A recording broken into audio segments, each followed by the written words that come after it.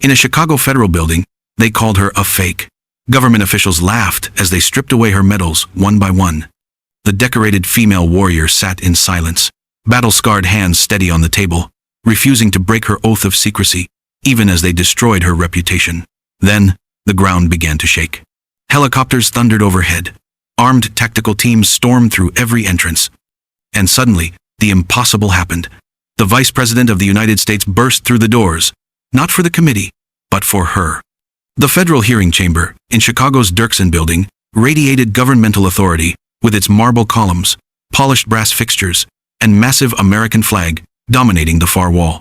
Afternoon sunlight streamed through bulletproof windows, casting harsh shadows across Captain Raven Blackhawk's immaculate dress uniform as she sat alone at the defendant's table. At 34, Raven embodied military precision, excessed, spine rigid, expression carved from stone, scarred hands folded with supernatural calm before her. The constellation of medals across her chest caught the light like a challenge, drawing every eye exactly where Prosecutor Victoria Stoneheart wanted the tribunal to focus. Silver Star with Oak Leaf Cluster, Purple Heart with 3 devices, Combat Action Badge. She enumerated with theatrical skepticism, pacing like a predator before enlarged photographs of each decoration. Impressive hardware for someone whose official records show she never left Fort Braxton during her entire deployment. Senator Marcus Grimwald leaned into his microphone, his reputation for exposing military fraud making him a media favorite. Today promised to be particularly devastating. Captain Blackhawk, he began, savoring each word like poison. Would you care to explain how someone with your purely logistical background managed to accumulate decorations, typically reserved for soldiers who faced enemy fire in direct combat? Raven's gaze remained laser-focused forward. My service record speaks for itself, sir.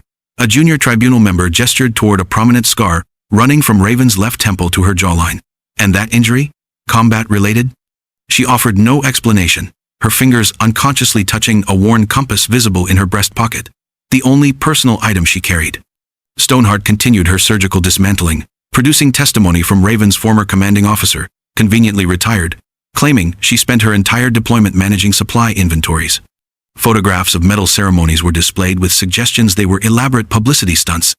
A witness claimed to have served at every location where Raven supposedly earned her decorations, swearing he never encountered her there. Stolen valor cases typically involve desperate civilians, Stoneheart explained to the tribunal with professorial condescension. What we have here is exponentially more dangerous. A career officer exploiting classification protocols from within the system, manufacturing a heroic legacy while real warriors bled and died. As morning stretched toward afternoon, the hearing chamber began treating the proceedings like entertainment. Muffled laughter followed particularly damning testimony. Whispers rustled through the packed gallery like autumn leaves. Captain Blackhawk, Stoneheart pressed, we have sworn statements from multiple sources placing you stateside during the exact operations where you allegedly earned these decorations. How do you respond? Those operations remain classified beyond this tribunal's scope. I cannot discuss them in this forum. This response triggered derisive snorts and knowing exchanges among tribunal members. Grimwald made an elaborate show of consulting his watch. Captain, this tribunal holds appropriate security clearances. Are you suggesting you participated in operations so classified that even Congress cannot know about them? From the back of the chamber, Colonel Jake Ironwolf shifted uncomfortably. The weathered Delta Force veteran had arrived 2 hours into the proceedings and watched with mounting alarm. Nearby, investigative journalist Sarah Nightwind noticed discrepancies, others ignored, dates that contradicted established timelines, testimonies that canceled each other out, and Raven's careful avoidance of certain subjects, rather than outright denial. Sarah scribbled furiously as Stoneheart presented a timeline purporting to document Raven's actual whereabouts during her claimed combat experiences. According to their evidence, Raven had been processing requisition forms at Fort Braxton while supposedly leading extraction missions in hostile territory. The medals you wear represent the sacred blood of genuine heroes, Stoneheart declared, her voice hardening to steel. Not supply clerks playing dress-up soldier. For the first time, Raven showed emotion, a barely perceptible flinch when they mentioned Operation Thunderstrike. Only Sarah, watching with journalists' intensity, caught the reaction. Operation Thunderstrike, Grimwald repeated, having noticed her response. You claim to have commanded a tactical team during this classified mission, yet documentation shows you were filing paperwork stateside during this entire time frame. I cannot comment on that operation, sir. Cannot, or will not. Grimwald pressed like a scalpel-finding nerve. Both, sir. Colonel Ironwolf checked his secure phone with increasing frequency, his expression darkening with each encrypted message. When Raven mentioned Thunderstrike, he began typing with urgent intensity. Stoneheart approached the witness table, placing both palms flat and leaning toward Raven like a striking cobra. Captain, we've obtained testimony from your former roommate, Lieutenant Jessica Goldfeather. Would you like to hear what she revealed about your combat claims? Without awaiting response, Stoneheart signaled for the witness. Lieutenant Goldfeather, visibly uncomfortable but determined, approached the stand and confirmed that Raven had once confided that she exaggerated her role in certain operations to advance her career faster. She told me women had to embellish more than men to receive equal recognition, Goldfeather testified, avoiding Raven's steel gaze. Raven remained motionless, though her knuckles whitened as her folded hands pressed together with dangerous force. As afternoon shadows lengthened across the chamber floor like reaching claws, Grimwald leaned forward with funeral gravity. This tribunal is considering recommending criminal charges for stolen valor, Captain. This is your final opportunity to explain yourself. In the crushing silence that followed, Raven finally spoke with crystal clarity. Sir, I have served my country with absolute dedication for 16 years. Beyond that statement, I have nothing additional to offer. Colonel Ironwolf abruptly stood and exited, phone pressed against his ear, moving with combat urgency. Raven noticed his departure, the first development to genuinely concern her all day. Sarah watched the colonel leave, her investigative instincts screaming. Something fundamental didn't align. Stoneheart's timeline contained inconsistencies that everyone else seemed determined to ignore. Women like Captain Blackhawk damaged the credibility of legitimate female service members. Stoneheart proclaimed, raising her voice for maximum effect. This charade dishonors true veterans who earn their medals through actual sacrifice. Grimwald nodded with judicial solemnity. The evidence before this tribunal is overwhelming. Captain Blackhawk has consistently refused to provide explanations for these glaring discrepancies, hiding behind classification levels that, I remind everyone, do not apply to this tribunal's security clearances. Stoneheart returned to her table, shuffling papers with theatrical finality. The prosecution rests, sir. The evidence speaks with thunderous clarity. Very well, Grimwald declared. Before we adjourn to deliberate our recommendations, does the captain wish to make any final statement? Raven rose slowly, her bearing perfect as a monument. Sir, I joined the military to serve my nation, not for personal recognition. I have never claimed medals I did not earn through blood and sacrifice. I have never spoken publicly about classified operations, even when doing so might have saved my reputation. I have followed every order, including orders regarding information disclosure, even in circumstances like these. That concludes my statement, sir. Your dedication to secrecy would be admirable, Captain, if we believed there were actually secrets worth protecting, Grimwald replied with cutting sarcasm, triggering another wave of gallery laughter. As Grimwald prepared his devastating closing statement, a low rumble became barely audible through the reinforced walls. The synchronized thunder of military rotorcraft approaching the federal building. In conclusion, Grimwald began, this tribunal finds substantial evidence that Captain Raven Blackhawk has engaged in systematic misrepresentation of her service record. We recommend immediate formal investigation by military authorities with potential charges under the Uniform Code of Military Justice. Furthermore, we recommend immediate suspension of all security clearances and removal of all disputed decorations pending investigation outcome. The rumble outside intensified exponentially. Water glasses on the tribunal table began vibrating. Several heads turned toward windows, where the distinctive silhouettes of military helicopters could be seen circling the building like mechanical vultures. Mr. Chairman, interrupted a junior member, pointing toward the windows with alarm. Grimwald glanced up, irritation flashing across his features. As I was stating, the pattern of systematic deception evident in Captain Blackhawk's case demands swift and decisive action to preserve the integrity of our military honor system. The chamber's heavy doors exploded inward. Armed tactical teams in full combat gear flooded through every entrance, automatic weapons raised, scanning for threats with professional lethality.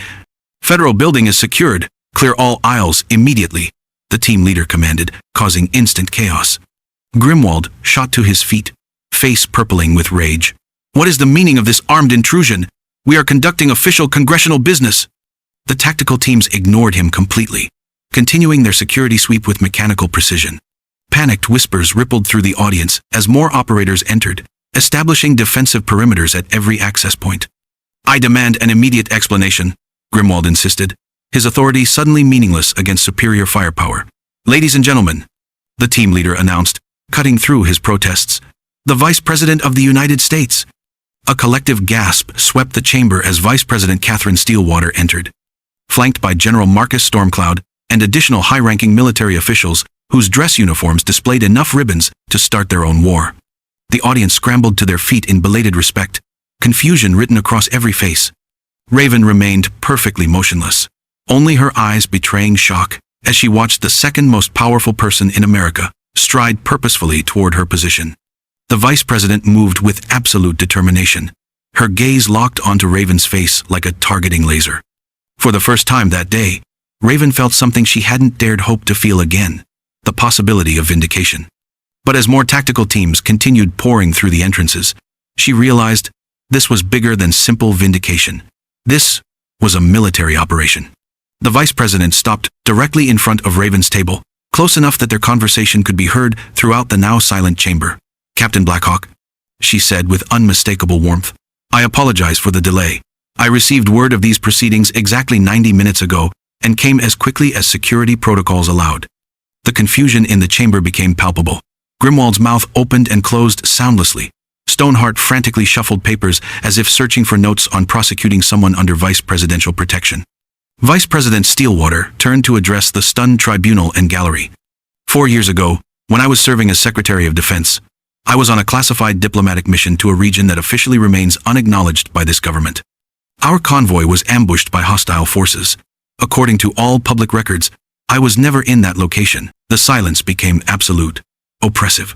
Captain Blackhawk, she continued, gesturing toward Raven, commanded the extraction team that not only rescued my entire diplomatic staff, but eliminated the terrorist cell responsible for the ambush. Her actions that day saved 23 American lives, including mine. General Stormcloud stepped forward, placing a classified folder on the tribunal table with enough force to make it echo through the chamber. Captain Blackhawk's service record appears inconsistent because her actual missions remain classified at levels requiring presidential authorization to disclose. I have been personally authorized to brief this tribunal on what can now be revealed. Raven remained at rigid attention, her expression revealing nothing, though the subtle straightening of her already perfect posture suggested profound relief mixed with professional caution. Sir, Grimwald began desperately, attempting to salvage some authority. With all due respect, this tribunal has been investigating serious allegations of stolen valor based on substantial evidence. I am fully aware of your allegations, Senator, the Vice President replied, her tone cooling to Arctic temperatures. What alarms me is that this investigation proceeded despite multiple written warnings from the Department of Defense regarding the classified nature of Captain Blackhawk's actual service record. General Stormcloud opened the folder and began distributing documents bearing so many classification stamps they looked like geometric art. These are partially redacted mission summaries from Operations Thunderstrike, Iron Vengeance, and Shadow Phoenix. They confirm Captain Blackhawk's command, presence, and tactical leadership in each engagement. Tribunal members leafed through the documents, their expressions transitioning from skepticism through shock to complete mortification. Several began loosening their ties as if the chamber temperature had suddenly spiked. This hearing, the Vice President continued, her tone now carrying the full weight of executive authority, has potentially compromised multiple ongoing operations and endangered active personnel by attempting to force disclosure of classified information in an unsecured public forum. Grimwald, now visibly sweating, attempted recovery. Madam Vice President, with profound respect, this tribunal had no knowledge these operations were legitimate. The inconsistencies in Captain Blackhawk's record raised serious red flags that demanded investigation. That was precisely the intended effect, Senator, General Stormcloud interjected with barely controlled anger. You were never meant to know. None of you were. The fundamental purpose of units like Captain Blackhawk's is conducting missions that cannot be officially acknowledged by any government entity. In the gallery, Colonel Ironwolf had returned, standing at the chamber's rear with arms crossed and a satisfied expression. When Raven's eyes found his, he offered the slightest nod of acknowledgement, soldier to soldier. The intelligence unit, Captain Blackhawk commanded, the Vice President explained to the hushed chamber, operated exclusively in regions where American military presence could not be officially acknowledged.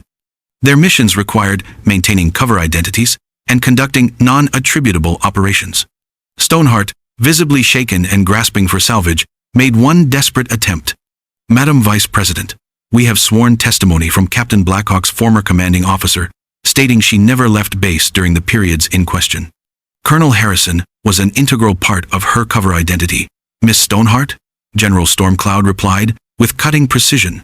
He was specifically instructed to maintain that position if questioned under any circumstances. It appears he followed those orders admirably, even in civilian retirement. The Vice President removed a small presentation box from her jacket. "Captain Blackhawk, this decoration was approved 18 months ago, but withheld due to the classified nature of the operation it recognizes." She opened it to reveal a medal unlike any in standard military inventory, clearly special. Authorization, highest level. As she pinned the medal alongside Raven's others, the same chamber that minutes before had resonated with mockery now sat in stunned, shameful silence. Raven remained composed, displaying neither triumph nor vengeance, only the quiet dignity of a professional soldier. The Vice President turned to address the chamber one final time. "Ladies and gentlemen, there are Americans serving this country whose sacrifices may never receive public acknowledgement. They accept this burden as fundamental to their duty. What they should never have to accept is public humiliation when they cannot defend themselves due to classified service requirements." Grimwald, desperately trying to recover some semblance of dignity, cleared his throat. "Madam Vice President, this tribunal was simply performing its constitutional oversight responsibilities. The inconsistencies in Captain Blackhawk's record appeared to require thorough investigation. And that investigation should have ended the moment you received Department of Defense notification regarding classified elements." The Vice President countered with executive finality. "Instead, you chose to transform this into a public spectacle for political gain." Sarah Nightwind watched the story transform before her eyes. Not stolen valor, but stolen recognition.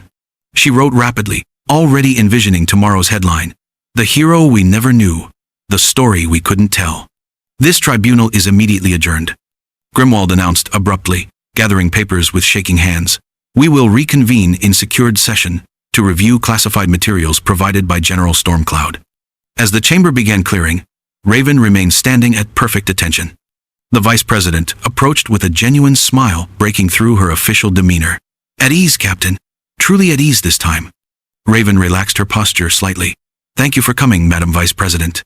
It was unexpected. When Colonel Ironwolf contacted my office with his concerns, I realized immediately what was happening." She explained. "Some aspects of your service record must remain classified, but that doesn't mean your sacrifices should go unrecognized, or worse, publicly ridiculed." General Stormcloud approached, extending his hand. "Your operational security discipline today was exemplary, Captain. Lesser soldiers might have broken classification to defend themselves. My team's safety was more important than my personal reputation, sir," Raven replied without hesitation. Across the chamber, Lieutenant Goldfeather stood frozen, her face a canvas of confusion and mounting shame. When Raven noticed her, she simply nodded to acknowledgement. No anger, no accusation. She couldn't have known. Raven explained to the Vice President's questioning look. "My cover required convincing performance with everyone, including those closest to me." "A heavy burden to carry," the Vice President observed. "One I accepted willingly, ma'am." Colonel Ironwolf finally approached, extending his scarred hand. "When I heard about this hearing, I tried proper channels first. Hit bureaucratic walls. Had to go directly to the top." "You risked significant career consequences making that call," Raven noted, gripping his hand firmly. "Nothing compared to what you risked during Thunderstrike," he replied quietly, referring to classified operations only they understood. The Vice President checked her secure device. "I need to return to Washington, but General Stormcloud will handle remaining details here. Captain Blackhawk, would you be willing to accompany me? There are matters regarding your future assignments I'd like to discuss during the flight." "It would be my honor, Madam Vice President." As they prepared to leave, Stoneheart approached hesitantly. Her earlier confidence completely evaporated. "Captain Blackhawk, I feel I owe you a personal apology." Raven regarded her steadily. "You performed your job as you understood it, Miss Stoneheart, without complete information." Stoneheart admitted, "I should have considered there might be classified elements beyond my clearance level. Perhaps that's a lesson for future cases," Raven suggested diplomatically, neither accepting nor rejecting the apology. The Vice President's security detail began clearing an exit path. As they moved through the subdued crowd, Sarah managed to position herself near their route. "Captain Blackhawk," she called. "Sarah Nightwind, Chicago Tribune. Would you be willing to share any part of your story that can be made public?" Raven glanced at the vice president, who gave a slight nod. Perhaps, Raven replied. Though the most important elements may remain classified for decades, sometimes the story is about what cannot be told, Sarah suggested perceptively. Precisely, Raven agreed with the hint of a smile. As they exited the building, the scene was extraordinary. Military helicopters dominated the sky, their rotors creating artificial windstorms. Armed personnel carriers lined the streets. The vice president's arrival had transformed downtown Chicago into a temporary military zone.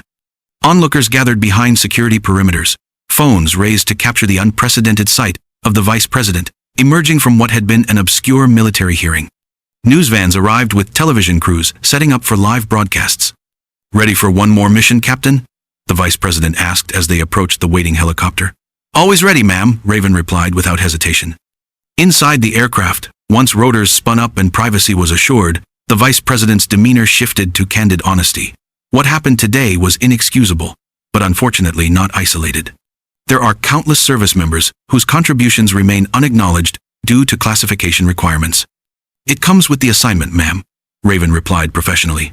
Perhaps, but it shouldn't include public humiliation by the very government you serve. She studied Raven thoughtfully.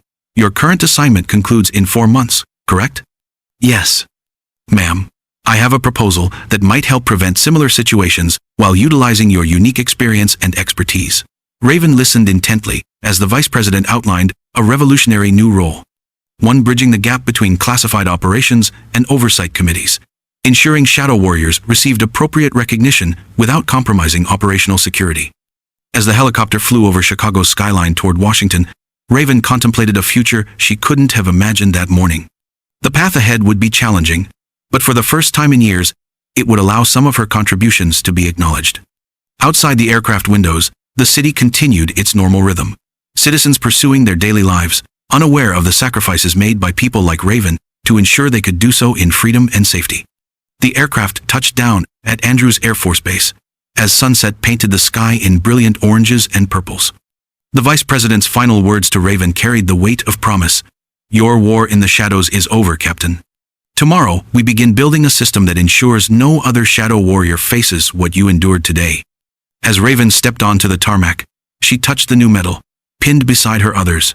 For the first time in 16 years of classified service, she felt truly seen, truly recognized. The fight had been worth it, not just for herself, but for every shadow warrior who would come after her. The camera pulls back, showing Raven silhouetted against the dramatic sky, a warrior finally stepping from the shadows into the light she had always deserved. Tomorrow would bring new challenges, but tonight, justice had prevailed.